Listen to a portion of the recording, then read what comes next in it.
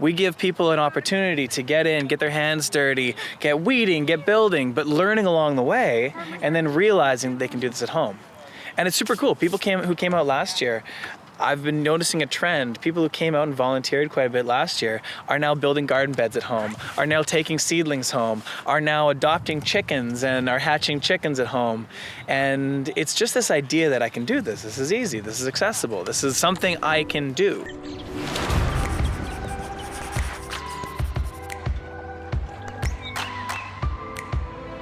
Okay, so Helens Acres as a whole, and you really should get this from someone with Helens Acres, but I'll try to do it the best I can. This whole farm, I believe it's 23 acres, was owned by a guy by the last name of Ziegler, and he was what I've heard described as a propane baron in town. think King of the Hill or something. But he effectively had most of the propane business in town, and he'd done very well like that. Now, he had various other properties, and for whatever reason, and this is where you need to get the real story, he didn't have an heir to pass this off to. And so his wife had just recently passed away, I believe. Her name was Helen, and he wanted to figure out where this was going. So he put it out for application. There's tons of applications for essentially who wants to take my farm. And so tons of organizations applied, and Trinity Church got it because of their vision for what they wanted to do with the farm. And they wanted to do basically this. And the fact that they had the resources to be able to run it and to do that kind of stuff. And this place used to be entirely different.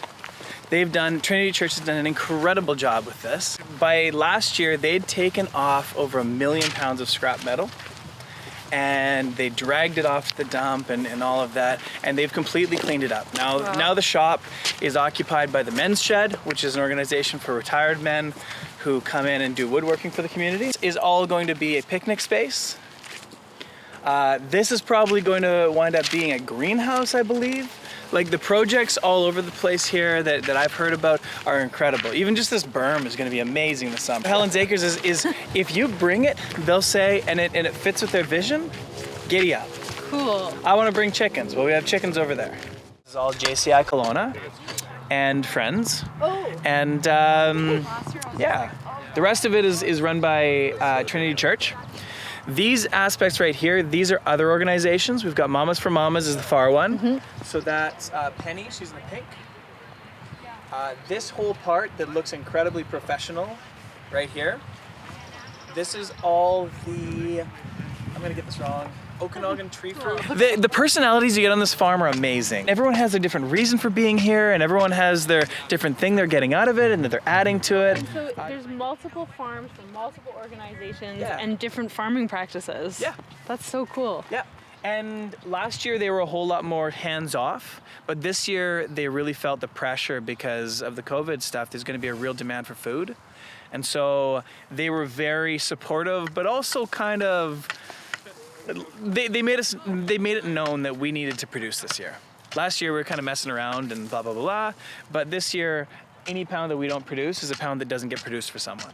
So they were very supportive. They provided everything to us. They provided us resources and everything, but they were very much like a stern father telling us, guys, pull it together this year. And I think we pulled it together. What we're actually doing is partly production. So we are going to try, our aim is for 10,000 pounds of food. So we're hoping to give that to Helens Acres, Ozanam Men's Recovery House, and whoever else needs it. We're gonna have little projects and things like that, but that's part of it.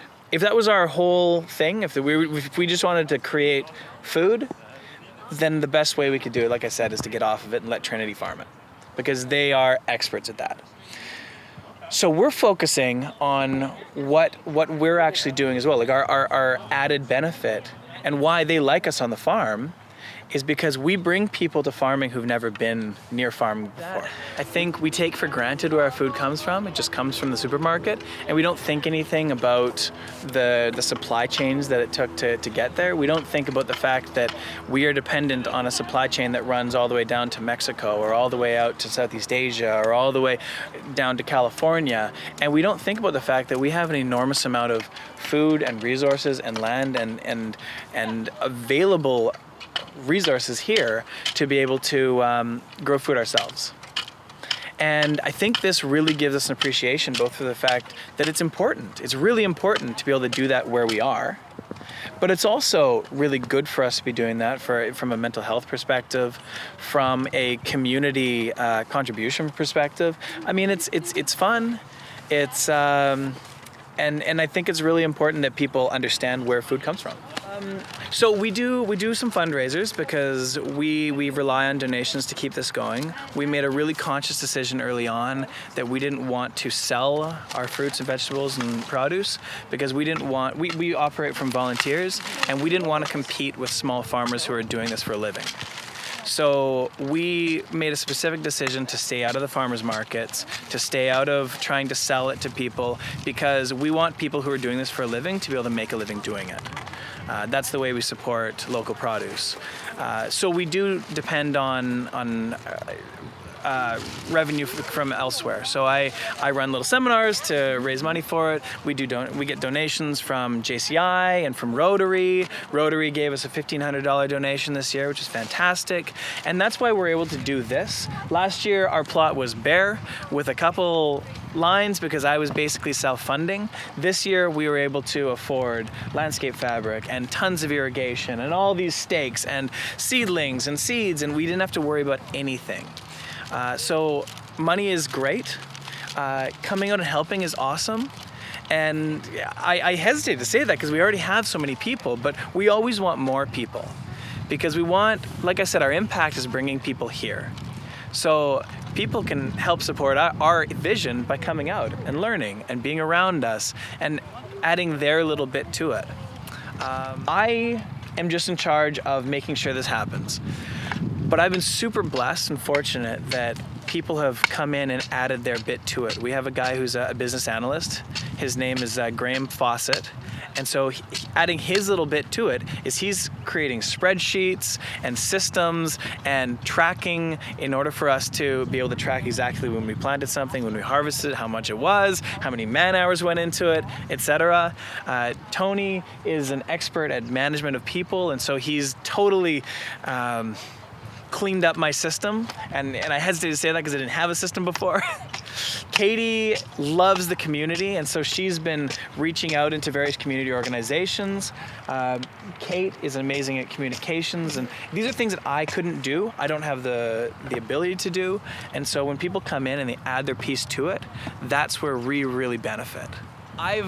If I had one wish for this community, it would be that everyone would start doing this in their backyards, that we'd start seeing lawns disappear and vegetable gardens pop up, that we'd start seeing people support local farmers and making that conscious decision to pay an extra $1 a pound or whatever it is to support local farmers, and just to come out and see this, because this is what it's all about. It's so good for our mental health. It's so good for our community. It's so good for our food security. I've loved, as much as frustrating as it's been, as a person who likes gardening myself, I've loved seeing these long lines out front of Rona and Art Naps and the Greenery and all these other garden supply stores, because you can tell that way more people are going in, and it's valuable enough for them. They're going to wait for 2 hours for it. And that's so good. And I think it's a really cool sign that we're starting to come back to our roots, so to speak.